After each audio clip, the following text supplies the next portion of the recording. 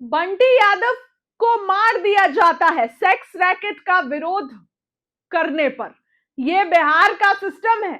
और तेजस्वी यादव ने जहां उनकी पत्नी को कॉल लगाया, रो रही थी, संतावना दिया नेता प्रतिपक्ष ने, तो अब रामकृपाल आरजेडी के पुराने साथी तेजस्वी के साथ उतर गए, वहां पहुंच गए। तस्वीरें देखिए, अपनी सिस्टम पर सवाल खड़े कर रहे हैं, अपनी सरकार पर सवाल खड़े कर रहे हैं और ये बोल रहे हैं कि बिल्कुल गलत हुआ है। देखिए, रामकृपाल की तबीयत बिगड़ी हुई थी, बीते दिनों अस्पताल में थे और फिर अब पहुंच गए सीधे सीधे बंटी यादव के यहां, परिवार वालों से मुलाकात किए, परिजनों से मुलाकात किए हैं और हालत खराब है, क्यों ना हो। देखिए तस्वीरें किस तरीके से, और रामकृपाल वहां पर सिंपैथी दे रहे हैं, संतावना दे रहे हैं, लेकिन जिस तरीके के परिवार की हालत है वो देखिए। नेता प्रतिपक्ष ने भी कॉल लगाया था, एनडीए के पहले मंत्री हैं रामकृपाल यादव जो वहां पर पहुंचे हैं, पहले मंत्री हैं रामकृपाल, और आरजेडी के पुराने साथी भी हैं, ये भी आप मत भूलिए। जो कुछ तस्वीरें आई हैं वो तस्वीरें देखिए, रामकृपाल का बयान भी आया है, रामकृपाल ने बयान भी दिया है और ऐसा बयान दिया है जो एनडीए में हड़कंप मचा सकता है। सर पर चुनाव है, सुनिए रामकृपाल को। हाँ बोलिए बोलिए। गिरफ्तारी हो गई, दो दो दो हो गया, दो की गिरफ्तारी हो गई। चलिए धन्यवाद। और भी इसमें जो भी है इसमें सब पकड़ा गया। हाँ पुलिस लगी, ठीक है, पुलिस लगी, पुलिस को लगना भी चाहिए, दायित्व तो बनता है। आपने वही जो मेन अभियुक्त थे दोनों तो पकड़ा पहले से किए हुए फिर भी छूट जा रहा है बार बार।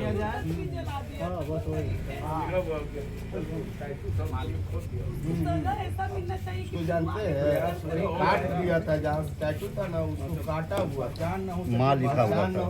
इस तरह से केस पर बंटी यादव की हत्या अत्यंत दुखद है। गरीब परिवार का लड़का, कमाता खाता, उसी पर डिपेंडेंट था परिवार, पूरा परिवार, भाई, माँ, पत्नी, बच्चे, और जघन्य अपराध हुआ है ये। इस घटना की जितना निंदा की जाए वो कम होगा। और ये पुलिस की निष्क्रियता दुखद है। परिवार के लोग कंप्लेन करने जाता है लोकल थाना जक्कनपुर में, तो इसलिए नहीं रहता है कि हमारा केस नहीं है, फलानवा केतवाली केस है। अरे तुमको 0 एफआईआर करना चाहिए था और बाकी का ट्रांसफ़र करते, तो उसको इंटरटेन नहीं किया, कलप रही है, रो रही है।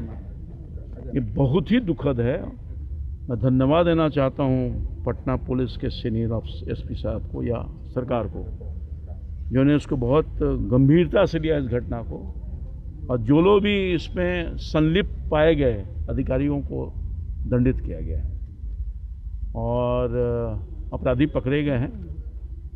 अभी पुलिस से मेरी बात हुई है और आगे भी जितनी सख्त कार्रवाई होनी चाहिए मैंने सीनियर एसपी साहब को कहा है, करिए और न्याय करिए। अधिक से अधिक जो प्रावधान है सजा का उसको मिलनी चाहिए।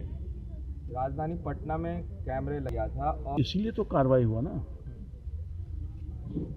सरकार ने एहसास किया कि पुलिस अपने दायित्वों का निर्वहन नहीं की है और 0 टॉलरेंस पॉलिसी है सरकार का अपराध, इसीलिए सख्ती के साथ कार्रवाई हुआ है और भी कार्रवाई करना पड़ेगा सख्ती के साथ। तो सरकार बख्शेगी नहीं, अपराधी अब छूट नहीं मिलेगा। परिजन को किस तरह की सहायता देगी परिवार सरकार के समक्ष इस बात को मैं रखूंगा और नियमानुसार जो भी परिजन के लिए सहायता होगी सरकार की तरफ से दिलवाने का कोशिश करूंगा। सेक्स रैकेट जो यहाँ पर चलता था, जिसको लेकर बंटी यादव लगातार आवाज बुलंद कर रहे थे, तो ये एक दिनों से तो चल नहीं रहा था, ये सिंडिकेट सालों से चल रहा है।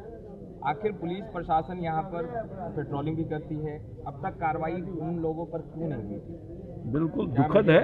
मैं आपके इस बात से सहमत हूँ कि अगर यहाँ इस तरह की सेक्स रैकेट की घटनाएं हो रही थी, चल रहा था, कोई ना कोई इसमें साजिश करता होगा ही होगा, तो सरकार इन सब चीज़ों पर विचार करेगी और आगे इस तरह की घटना का वो दोबारा नहीं हो जाए, उसके लिए हर संभव प्रयास करेंगे। ठीक है, ठीक है।